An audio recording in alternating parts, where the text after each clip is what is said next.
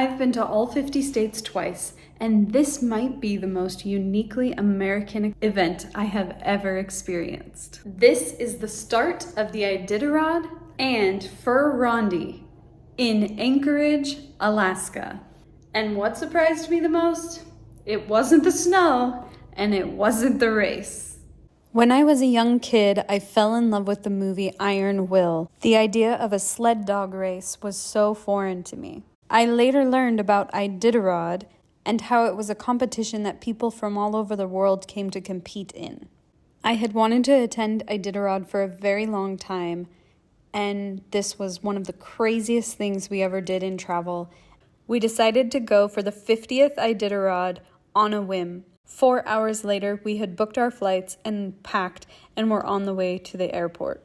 When we arrived is when we learned about Fur Rendezvous.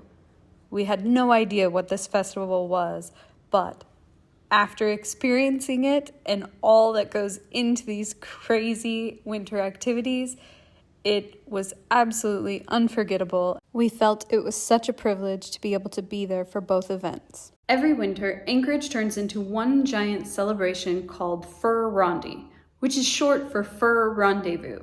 It started back in the 1930s when the fur traders would gather in a big rendezvous to sell their goods after spending months and months in the wilderness. It is a very unique part of Alaska's heritage. It isn't just a festival, it's part carnival, part frontier throwback, and part organized chaos. It's freezing and nobody cares. Alaska treats winter like the Super Bowl. Fur Rendezvous has so many events going on.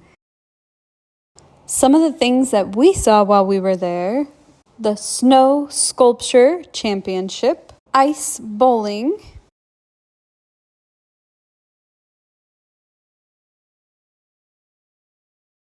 and my personal favorite, running with the reindeer. They did multiple races, and pretty much every single race was extremely entertaining. And we saw plenty of extremely great costumes. A lot of other people hung back till the reindeer passed and then they ran. We watched some guys in just their underpants almost get gored by a reindeer and jump out of the way. In the women's race, we saw a woman bolted. The Iditarod is a sled dog race that is 1,049 miles long, 49 honoring Alaska being the 49th state. The mileage can vary, but generally it's around 1,000 miles. Each year, they either do the southern route or the northern route, and they've even had to change the whole route to Fairbanks when near Anchorage did not get enough snow. It also commemorates the 1925 Serum Run, when mushers and dog sled teams delivered life-saving diphtheria medicine to the people of Nome. It runs from Anchorage to Nome.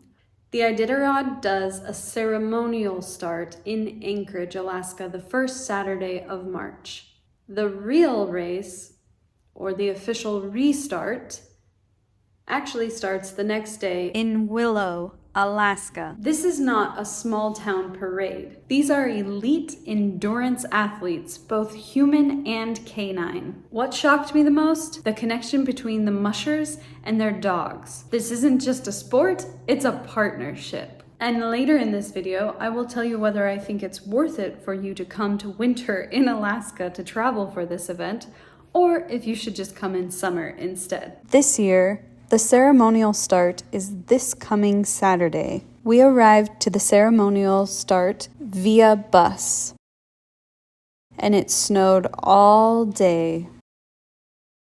It was such a fun event, and everyone was very excited to be there. We loved watching the different mushers and their dogs. We loved seeing the vehicles that held the dogs. It was fun to see the dogs enjoying the snow and being excited to run. It was also fun to see the local kids with all of their snow gear.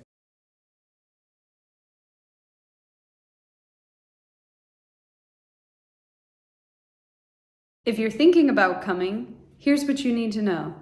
It's crowded. The downtown fills up very fast.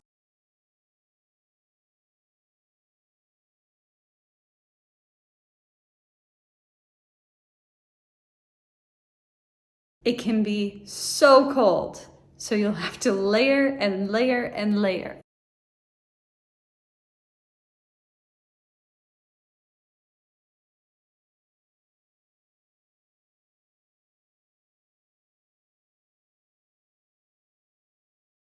And it's incredible.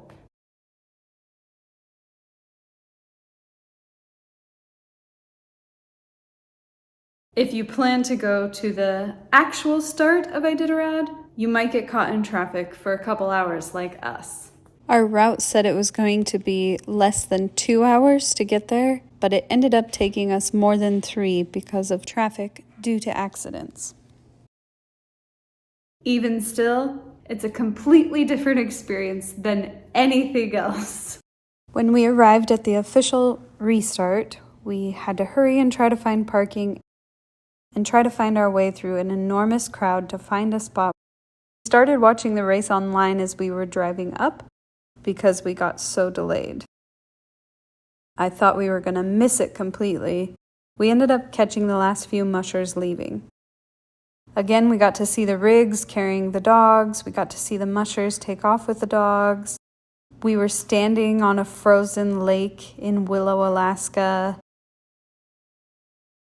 After we got home, we kept an eye to see who won the race 9 days later.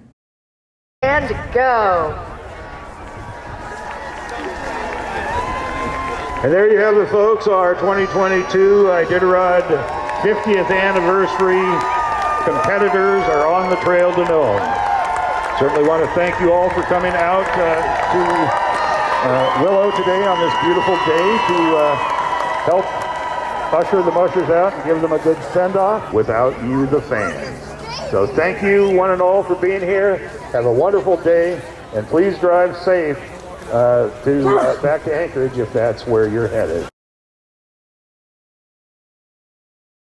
I have now been to all 50 states twice and all 63 national parks, and this is one of those things that is so culturally unique in the United States.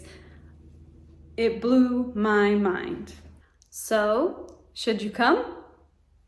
Come in winter if you love cultural experiences, if you want to experience Alaska's identity and history, and if you don't mind real winter. Come in the summer if you're in Alaska for the hiking, or if national parks are your priority, or if you hate the cold. If you want to understand Alaska, winter is when its personality shows. Winters in Alaska are brutal for most regions. This is one of the times that they get to get out and celebrate and have a ton of fun in many different ways. Denali National Park also has a dog sled demonstration, and they are a park that still has a dog sled team, the only national park to do this, that actually helps deliver scientists and supplies and other purposes for the national park running in winter. If you guys can't tell, I absolutely love Alaska. It is one of my favorite states, and I think every person should visit Alaska at least once in their lifetime. Again, thank you guys for watching. Please subscribe, comment, like, and share my videos, and I will keep bringing you really cool stories from the United States. Safe travels, everyone!